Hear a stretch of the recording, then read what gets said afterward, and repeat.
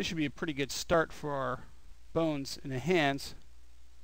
And I'm just going to go in and select them all now.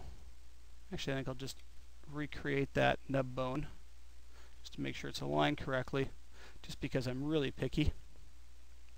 I'm going to pick them all, and because we've been stretching them now, the next thing I'm going to do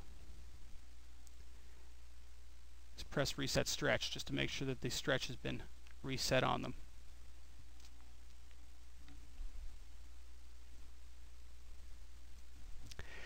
Linking them is the next thing we need to do. They all just need to be linked up to the hand bone. If anybody's worked with Max's bones for any length of time, you'll know that the length of the bone can start changing. See if I can make this happening by I'll simply link this bone to this one.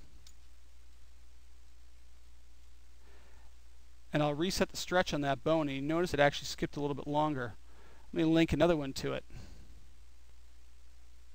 And then reset the stretch on it. It got a little bit longer again. And another one to it, and reset it, and it got a little bit longer again. They can jump and pop in different ways. It's because of the way Max's bones work. In most packages, it would draw a new bone from here down to the base of this bone and allow this bone in between to stretch. Max doesn't do that, so when I pull this around, this bone around, you notice it's actually pulling this bone around as well and moving all the others with it. You can get around this problem. I'm just going to unlink all these, reset the stretch on this bone now. You'll see it goes back to the right length. And now I'm going to create point helpers before I link them together. So I can just simply create a point helper, align it up to the bone, link the bone to the point helper to the hand bone. Now if I reset the stretch in this, it won't happen. This is because this is not a bone. Another way to do it is simply turn off the bone property in the bones, but then you may not want to do that as well. I also have a tool available on my website called MGroup, and it basically mimics kind of the way Maya does some of its grouping methods. And I can go ahead and link all of these joints to the hand bone and then press my hotkey for it. And what it does is it actually creates a point helper at each joint and keeps the hierarchy intact.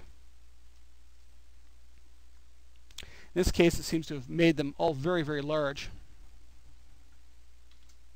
And I'm going to go change their sizes down smaller.